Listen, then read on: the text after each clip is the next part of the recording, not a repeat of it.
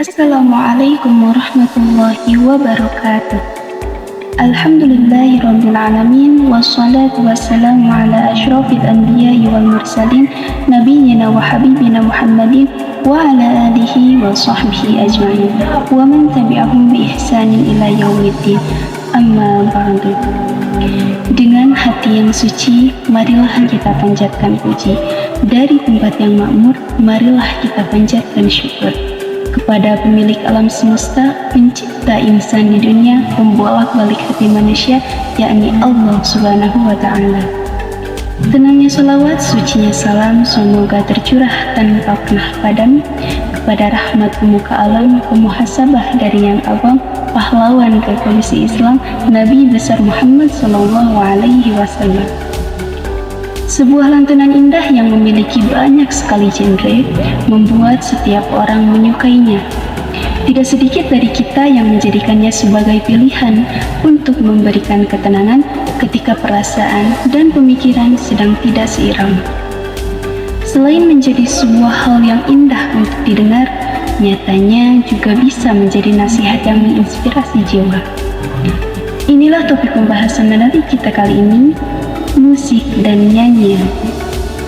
Ini merupakan tugas akhir semester mata kuliah Masail Fiqhiyah yang diampu oleh Yang Terhormat Bapak Dian Syekh Permana MPD. Sebelum ke topik pembahasan, izinkan saya untuk memperkenalkan diri. Saya Rizka Astari, mahasiswi semester 6A STIT Al-Azami Cianjur. Adapun poin pembahasan kita hari ini adalah definisi dan tinjauan fikih Islam mengenai musik dan nyanyian. Yang pertama kita bahas terlebih dahulu terkait definisi seni. Karena bermain musik dan bernyanyi adalah salah satu bagian dari seni, maka kita akan meninjau lebih dahulu definisi seni.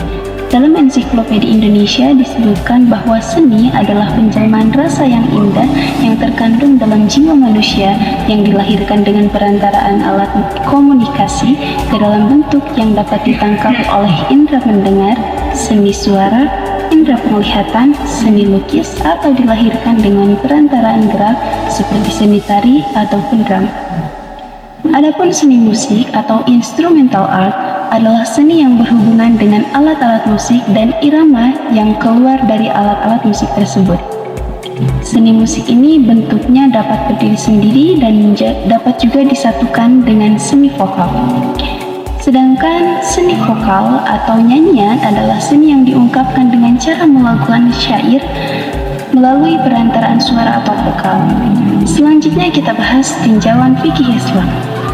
Dalam pembahasan hukum musik dan nyanyian ini, saya melakukan pemilahan hukum berdasarkan variasi dan kompleksitas fakta yang ada dalam beraktivitas bermusik dan juga bernyanyi.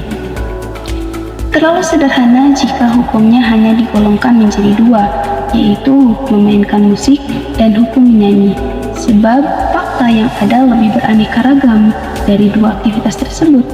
Maka dari itu, paling tidak ada 4 hukum fikih yang berkaitan dengan aktivitas bermain musik dan menyanyi, yaitu hukum memainkan alat musik, hukum mendengarkan musik, hukum melantunkan nyanyian, dan juga hukum mendengarkan nyanyian. Yang pertama kita bahas mengenai hukum memainkan alat musik. Bagaimana sih hukum memainkan alat musik seperti gitar, piano, rebana, dan sebagainya? Secara kontekstual atau nas, ada satu jenis alat musik yang dengan jelas diterangkan kebolehannya dalam hadis, yaitu ad-duf atau al-girbal atau juga rebana. Sabda Nabi Shallallahu Alaihi Wasallam yang artinya, umumkanlah pernikahan dan tabuhkanlah untuknya rebana atau girbal.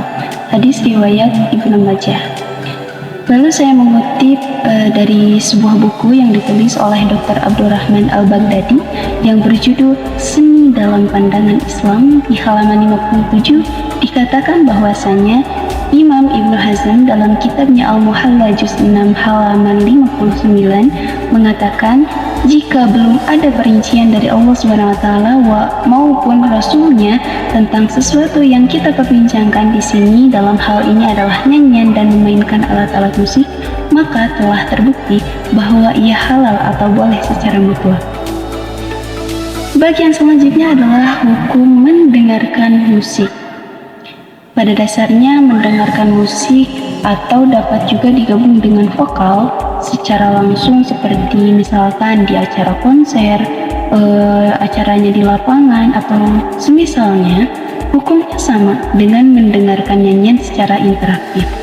Patokannya adalah tergantung ada atau tidaknya unsur kemaksiatan atau kemungkaran dalam pelaksanaannya. Misalnya, syairnya tidak islami, atau terjadi ikhtilat, atau mungkin terjadi penampakan aurat. Dalam buku Islam dan Transformasi Masyarakat Nusantara, kajian sosiologis sejarah Indonesia yang ditulis oleh Muflih Hasbullah menyatakan bahwa salah satu genre musik Islam yang berkembang luas di Indonesia adalah sholawat. Seperti yang sudah kita ketahui, sholawat ini di berbagai komunitas muslim di Indonesia mengembangkan sholawat sedemikian rupa dalam berbagai bentuk dan konteks untuk menyampaikan dakwah.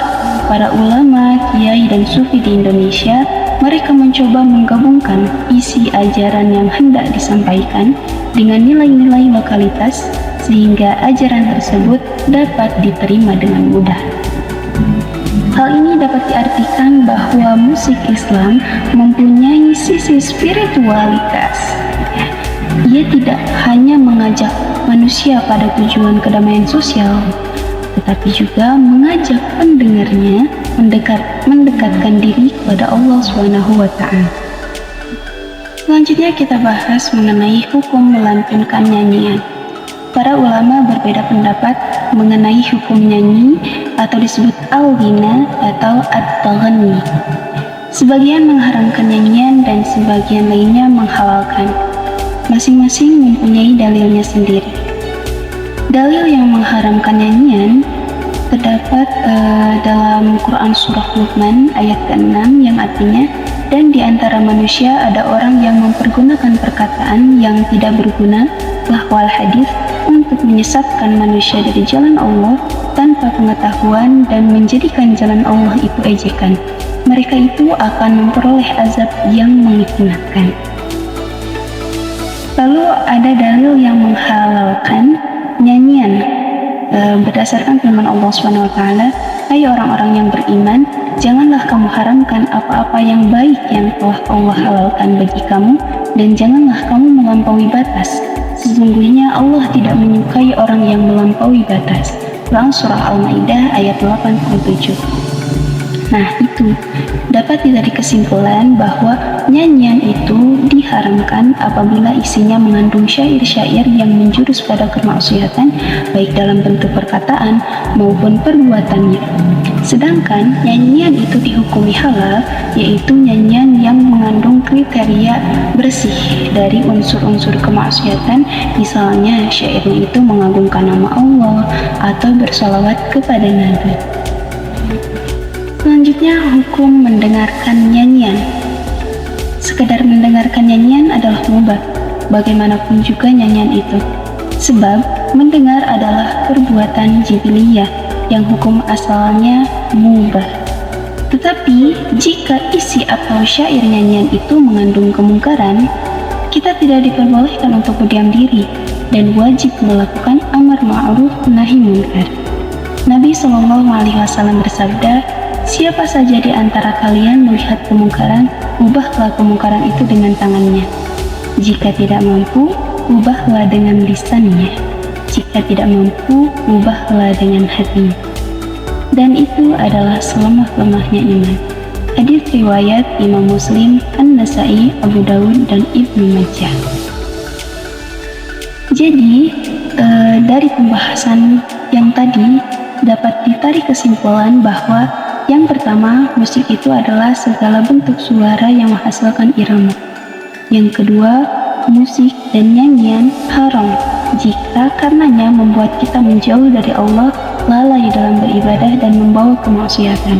Yang ketiga, musik dan nyanyian tidak masalah jika mengajak kepada kebaikan dan ketaatan. Yang keempat, alat atau benda tidak ada hukumnya. Hukum itu melekat pada amalannya. Yang kelima, dalam hal ini boleh tidak sepakat, tapi jangan sampai ketidaksepakatan itu menjadikan kita saling mencela. Mungkin hanya itu yang dapat saya sampaikan. Terima kasih atas perhatiannya. Mohon maaf bila terdapat kekurangan, karena yang benar datang dari Allah SWT, kesalahan datang dari diri saya pribadi. Wallahu muwaffiq ila aqwamit thoriq. Wassalamualaikum warahmatullahi wabarakatuh.